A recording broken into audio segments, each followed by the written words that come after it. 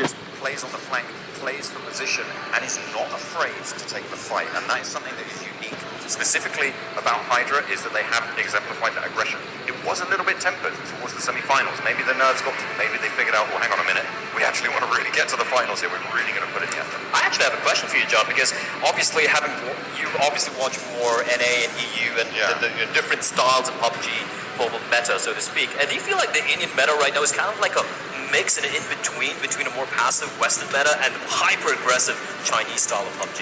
I think that's a good place to put it. At the moment, certainly towards the start of the tournament, we were looking at India playing heavily around those compounds, playing hard cover to the team. They played it very, very well. But the problem comes when those circles shift away from you, which meant that teams that got those good rotations more than likely were always going to win out in the end.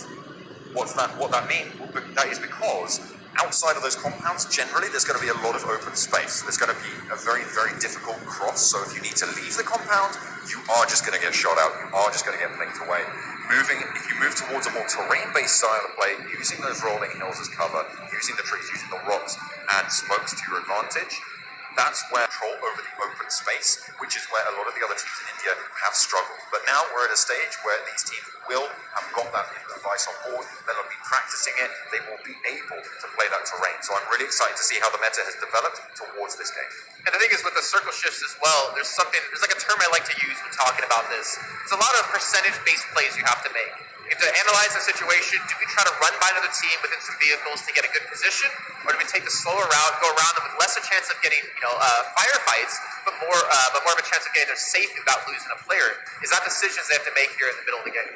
That's really, really impactful. Early fights, very, very devastating towards things like armor and meds. So important in the lane.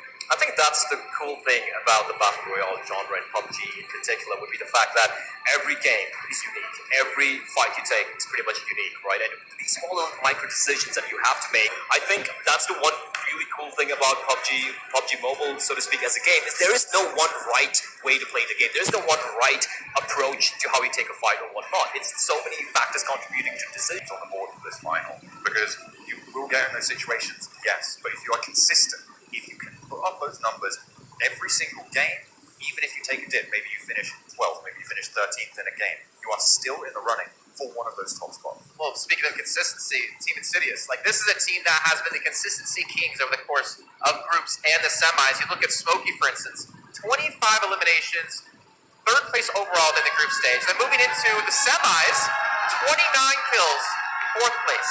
That speaks of consistency. Now, you did mention John Omen obviously is not playing within the team, but everyone across the entire board has been playing the same kind of level Smokey has. So I feel like this is a team that you're really going to have to watch out for. But I guess it comes down to the online factor, not the online, the land factor, right? Of the pressure, the audience watching you in the crowd cheering for you, rooting against you maybe. It depends obviously if they like you or not. But this is a lot of pressure. But I think Insidious is a team we have to really keep an eye out for. Of course, 8-Bit, a team we see on our screens at the moment, they have put in the effort a lot of the time and they have been able to come up trumps. If they can get that consistency, that's what's going to see them through today. Well, speaking of 8-Bit, we have some time to sit down.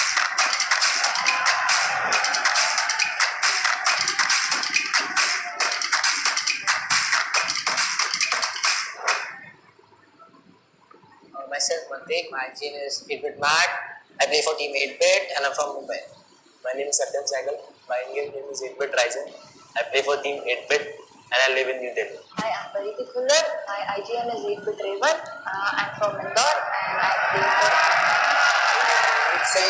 My Indian name is 8-Bit Ted and I am from New Delhi. My name is Ashish Bhatnagar and my Indian name is 8-Bit Dash and I am from Jalapur. Pressure तो feel होता है जब खेलते हैं क्योंकि ऐसे 8-Bit को represent कर इतना बड़ा नाम है, ऊपर से हमारी ऑर्गेनाइजेशन इतना ग्रो हो रही है, लेकिन जब फैंस के एक्सपेक्टेशन से अगर उस पर हम स्टैंड लगाते हैं तो हम लोग को बहुत से फील होता है जब फैंस हमें सपोर्ट करते हैं, हमारे चैट में हमारा नाम लेते हैं लाइव स्ट्रीम में, तो वो बहुत अच्छा लगता है, उससे थोड़ा हमारा कॉन्फिडेंस बूस्ट होता है।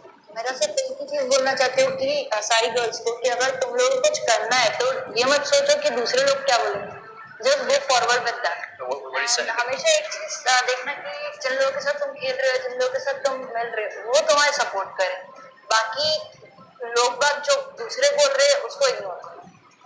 Actually, assaulter and actually prefer an AK and a DMR like Mini 14 or something.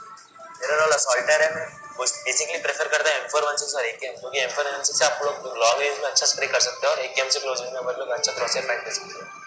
I prefer M4 and sniper, mainly AWM या Kar 98.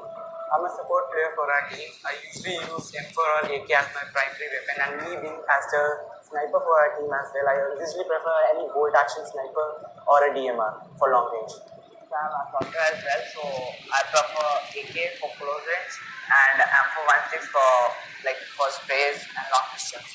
One of our weaknesses in the team is that our team chemistry is not that good right now because we formed our team like 2 months ago. So it's taking time, but we are still practicing to make our team chemistry really good.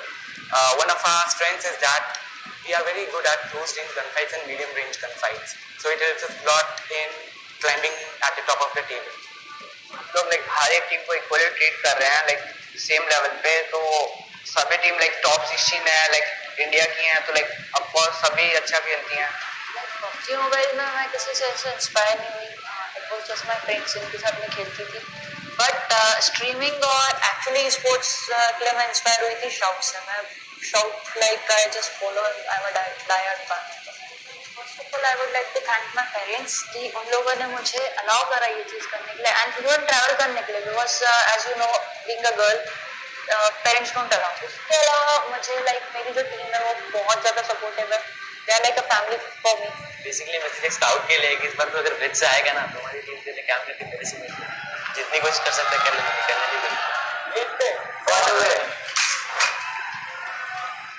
Well, there you go, ladies and gentlemen. Hearing a little bit more about one of the teams here participating, 8-Bit. John, please do not do that on camera.